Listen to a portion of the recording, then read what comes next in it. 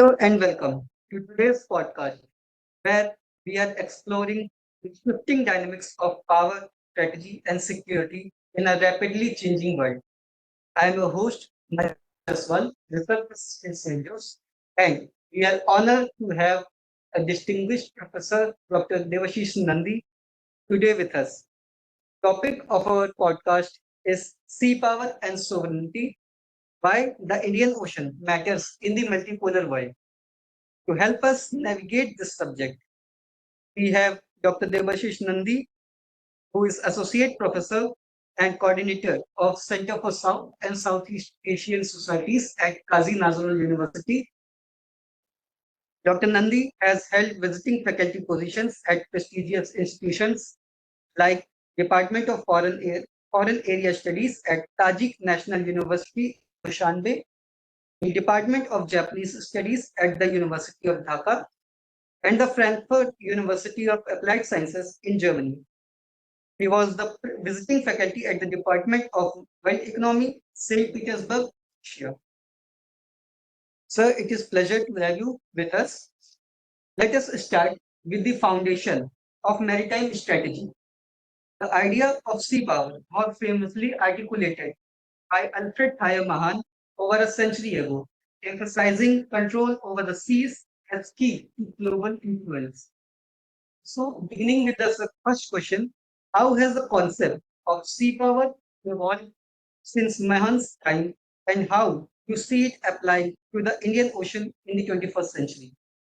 Thank you, Sanju. Thank you, Manish, for kind invitation and to choosing this very pertinent topic to speak out.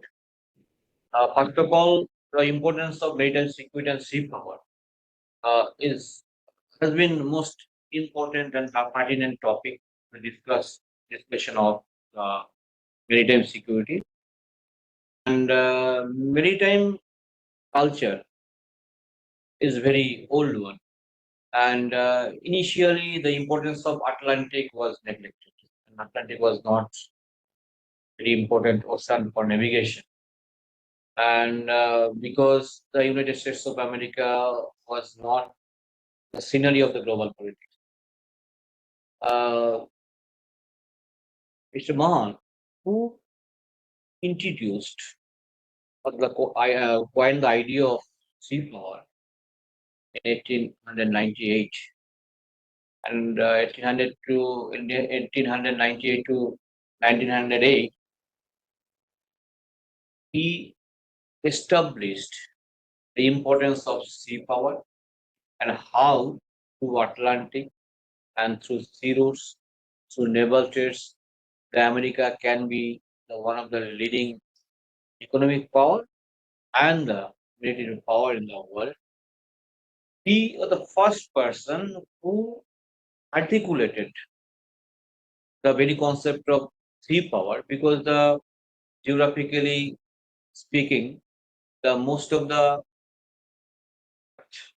is covered by water and oceans, especially rays, gulfs, and the seas. So enter global trade for a long time, global cultural linkages, trade, even the attacks and the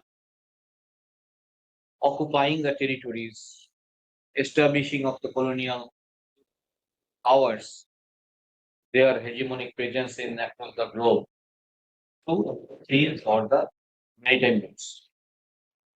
So he argued that without having sea power, a nation cannot be established itself as a global power in terms of trade, in terms of influence.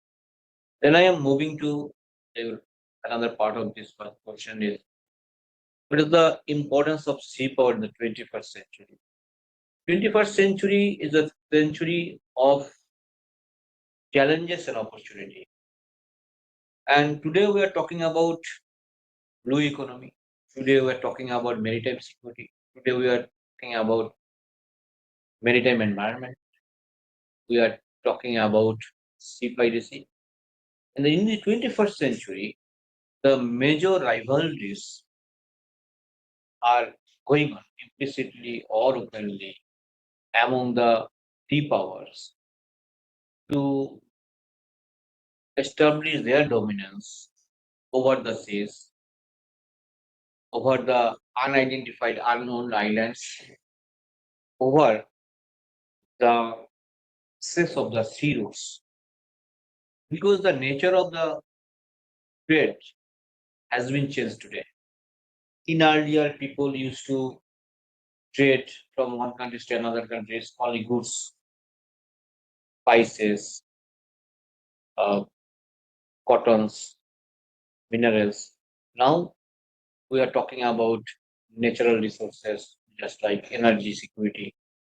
So most of the sea routes or sea lanes, including Indian Ocean, is mostly used by the merchant ships, and most of the ships are carrying the oil and petroleum products. Because sea power is important, because to ensure the navigation of these merchant ships and the energy or fuel carrier ships. And today we are talking about sea power to get the place or ensure the place in the global political economy and the global defense system. The USA, there is no doubt, has been the leading country of the unipolar world. So the concept of proven in the 21st century. Thank you, sir, for explaining briefly the Mahan's idea of sea power and why it is important to control over the seas. My second question will be linking to Indian Ocean, which is the biggest maritime zones in the world. So, why do the maritime routes through the Indian Ocean carry such a strategic importance for global trade and energy cooperation? Thank you once again.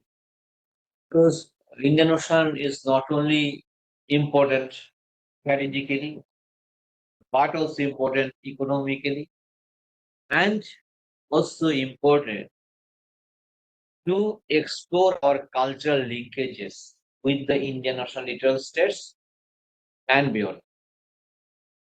So most of the, as I have mentioned, merchant ships are moving through vital sea lenses over the Indian Ocean. It is the connecting ocean between West Asia and Southeast Asia, between South Asia to Africa, between South Asia to Asia, between South Asia to East Asia.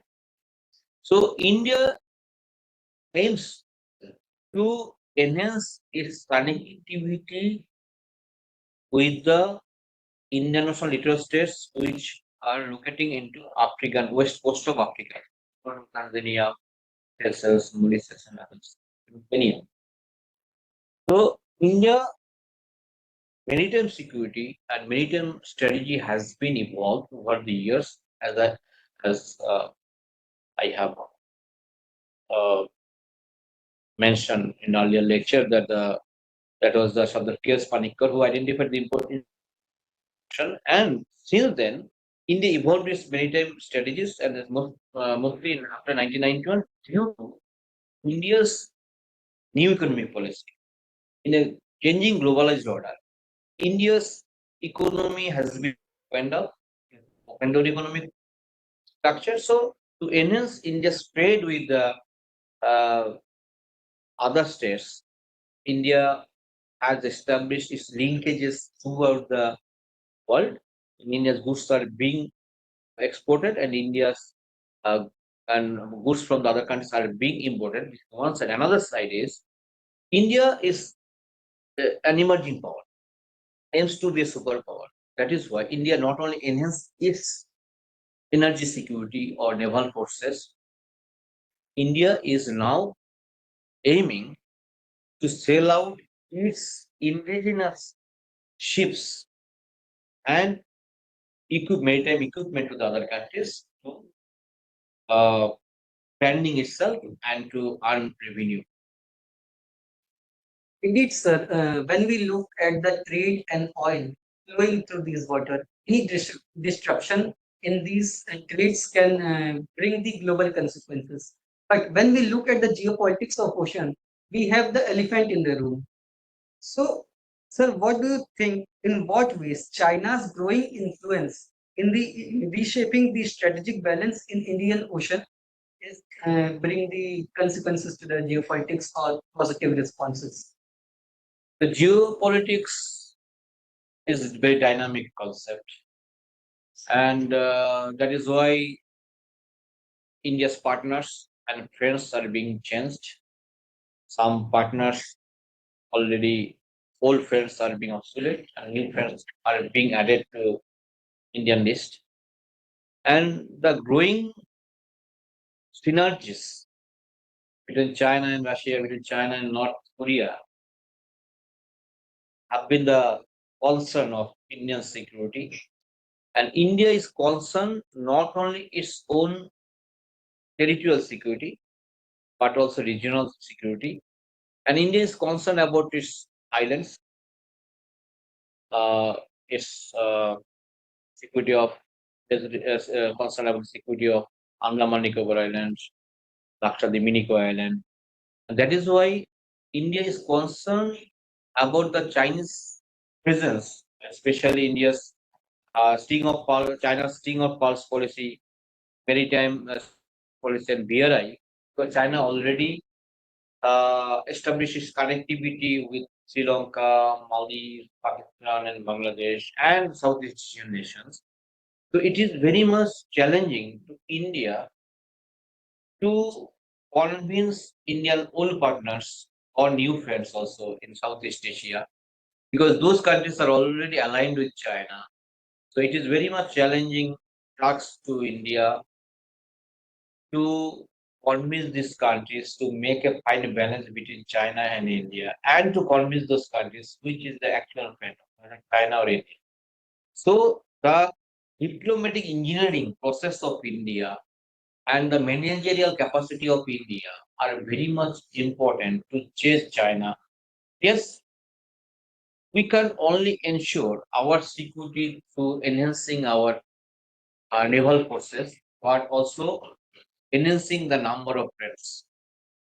And in this regard, it is very important to talk about our uh, multilateral forums, BIMSTEC, IUR, what, and other things. But thing is that India is going through some changes, and India is searching some options, and India is upgrading its technology and partners indigenous technology to chase the Chinese cunning initiatives.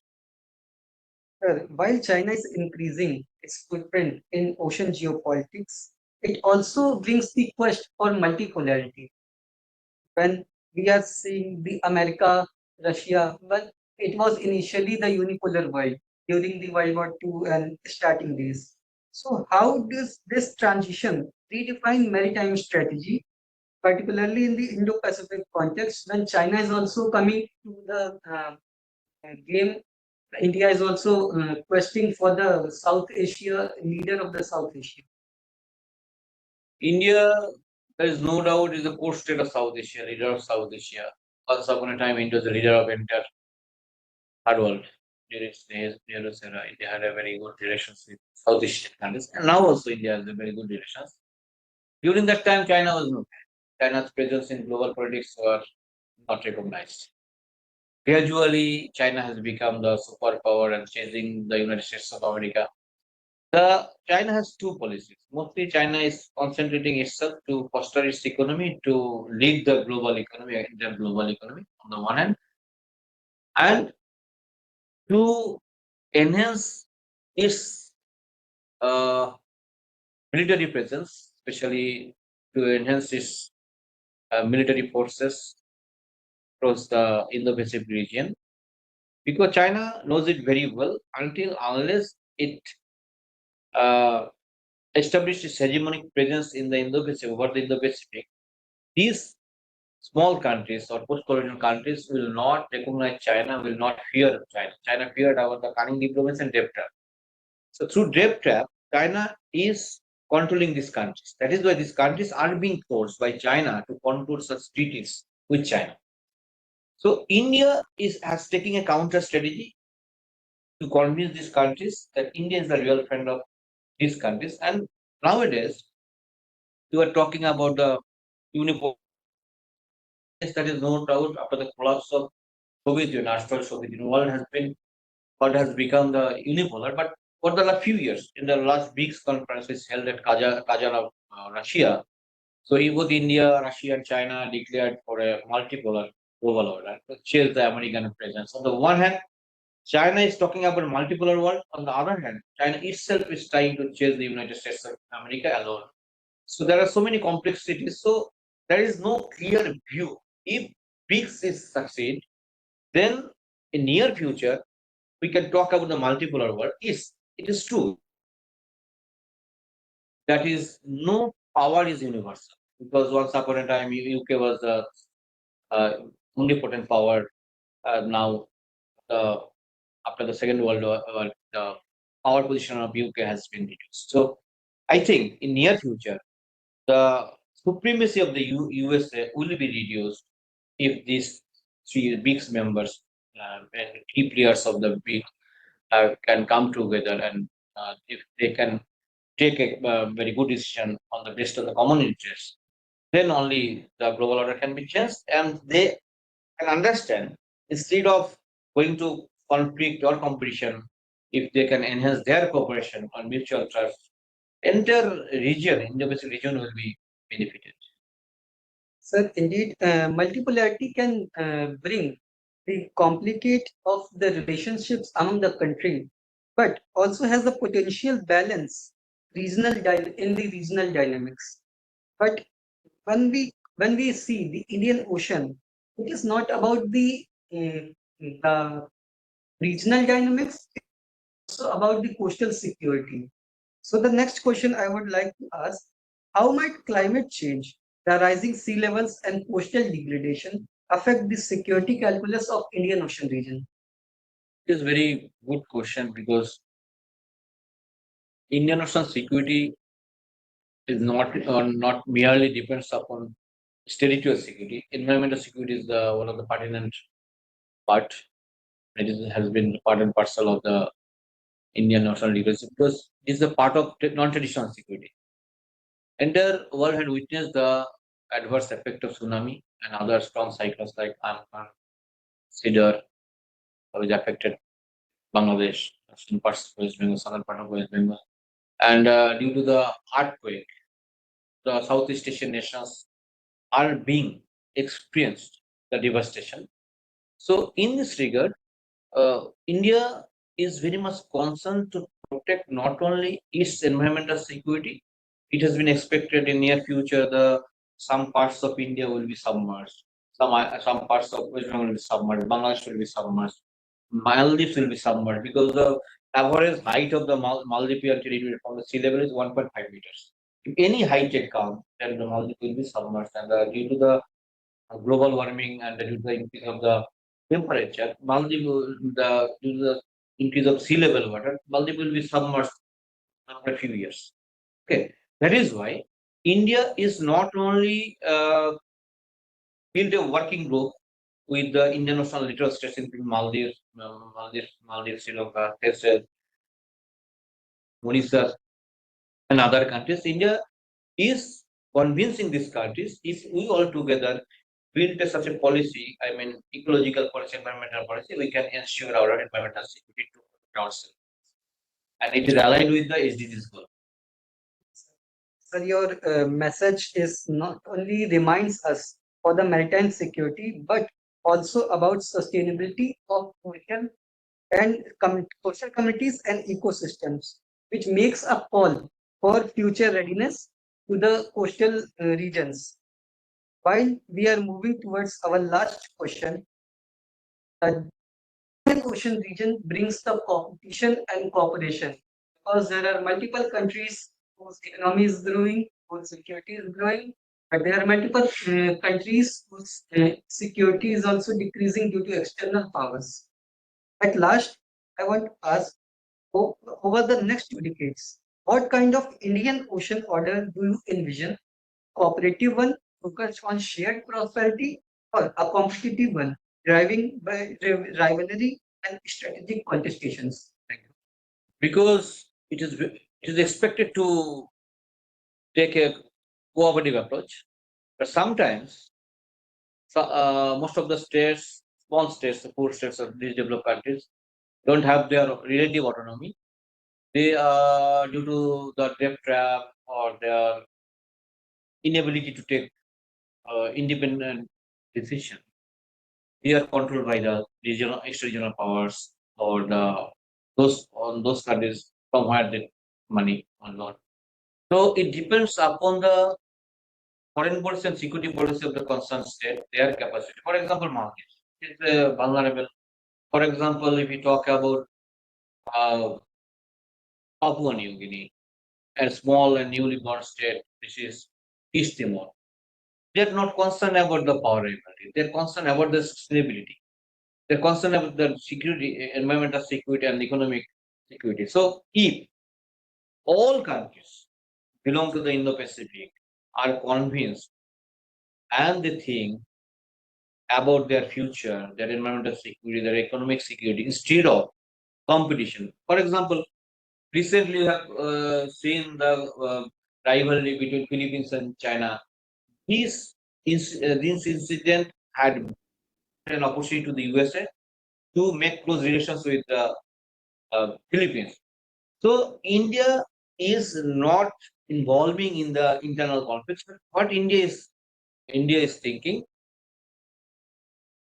for a comprehensive maritime security, and it is inclusive, which includes India's environmental security, economic security, territorial security, and non-traditional security that includes also to stop sea piracy and smuggling. So, if India can convince these countries that we are in danger, so our future has been challenged. So, if we can take the comprehensive and inclusive decision or policy, or we can adopt a particular doctrine, maritime doctrine, none of us will survive. That is why it is very much essential to think collectively based on collective interest for the betterment of our future. Thank you, sir, for your perspectives on such an important topic on sea power, sovereignty, and Indian Ocean's strategic future, which gives us a lot many areas to think for the future ready. And as India is promoter of Global South, brings always and wishes for the prosperity and peace in the Indian Ocean.